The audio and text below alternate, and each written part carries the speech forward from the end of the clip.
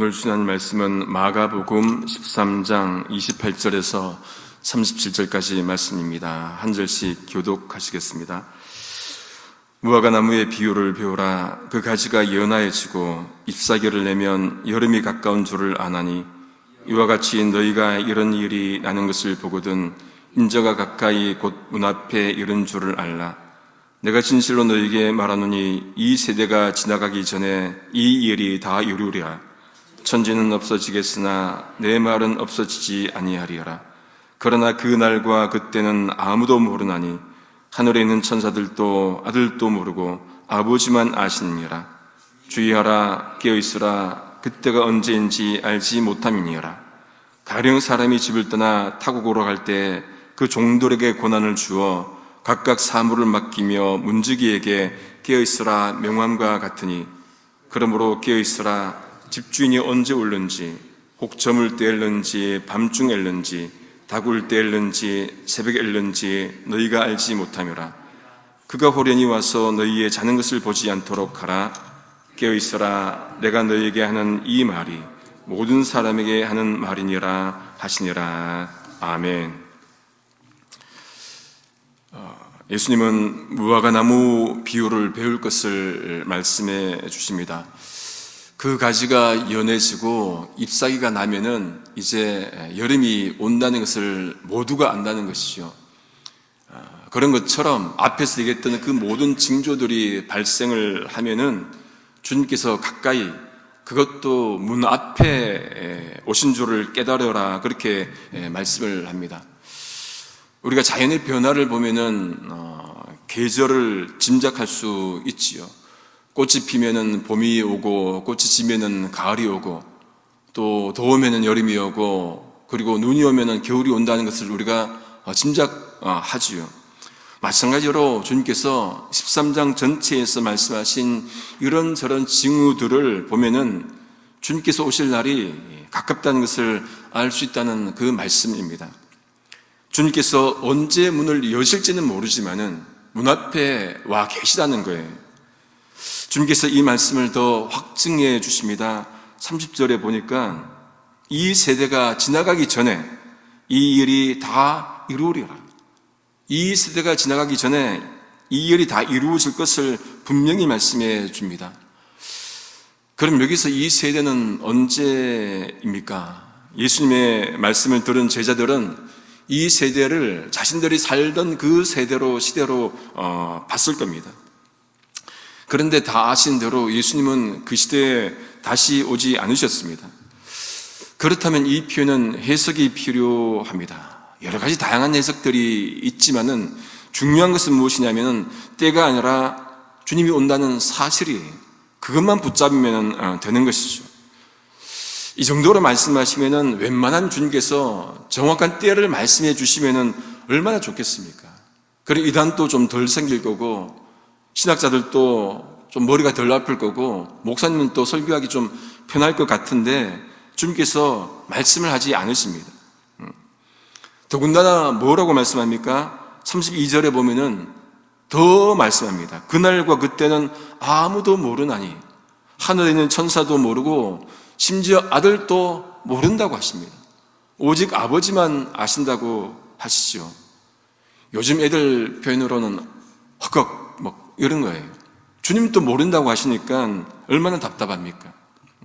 그러나 주님께서 말씀하지 않으십니까? 나도 모른다고, 오직 아버지만 아신다고. 예수님도 모른다고 하시는데 우리가 뭐라고 알려고 합니까? 예수님도 모른다고 하시는데 굳이 그 날짜를 알려고 하는 이유가 뭔지를 모르겠습니다.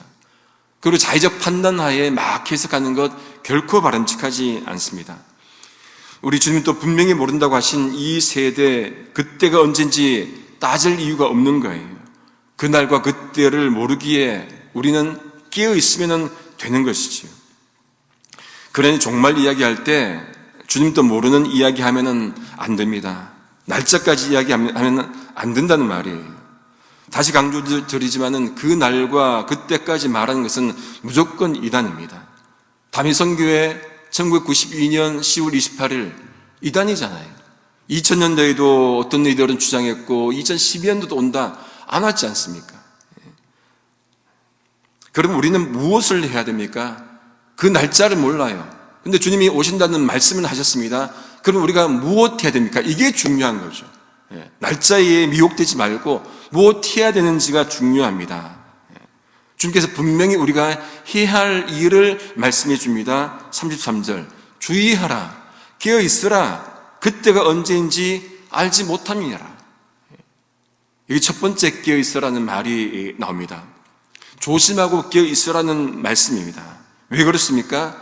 그때와 그날이 언제인지 모르기 때문에, 정확한 날짜를 모르기 때문에 깨어 있으라는 거예요. 여러분 성경 읽다 보면은 이 깨어 있으라는 표현과 같이 등장하는 명령이 나옵니다. 무엇이요? 기도하라. 기도하라. 깨어 기도하라. 자주 나옵니다. 예수님께서 겟세마네 동산에서 기도하실 때 제자들이 막 자잖아요. 그때 시험에 들지 않게 깨어 기도하라. 마음은 원이로되 육신이 약하다 하시지요. 골로새서 4장 2절에도 바울이 주인들에게, 상전들에게 권면하는 게 뭡니까? 기도를 계속하고 기도의 감사함으로 깨어 있어라. 그 말씀을 하십니다. 기도하려면 깨어 있어야 되고 깨어 있으면 기도해야 합니다. 여러분 밤늦게 기도할 때 있죠. 약간 비몽사몽간에, 그리고 새벽에 와서 약간 졸리면서 기도할 때 있습니다. 저도 막 그렇게 기도하다 보니까 밤중에 늦게 기도하다 보면은 막 헛소리가 나와요. 하나님 해놓고는 막 짬뽕 얘기도 하고 막, 이 딴소리 막 나옵니다.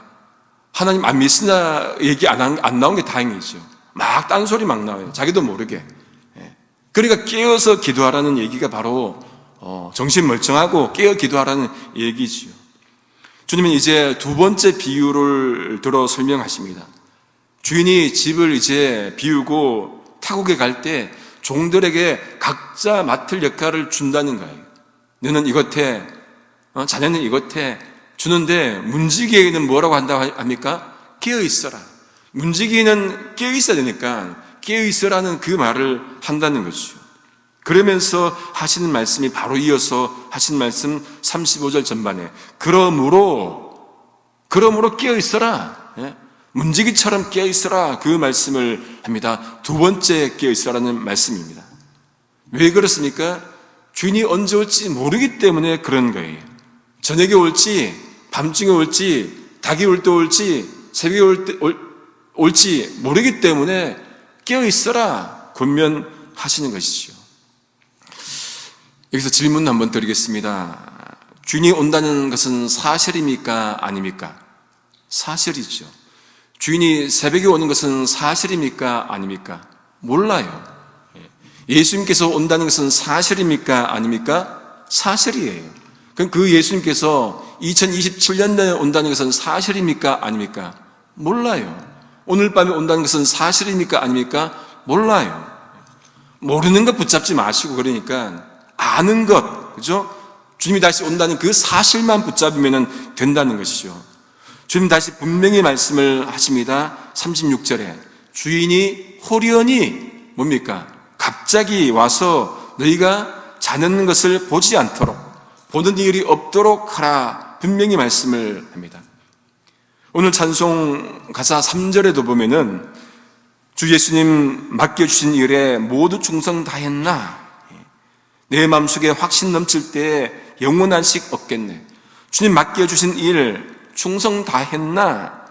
자는 것 보지 않도록 그 일을 하라는 것이죠. 핵심은 무엇입니까? 언제인지 몰라요. 모르는 것 건드릴 필요가 없습니다. 건드려야 하는 것은 깨어있는 것, 그것뿐이지요.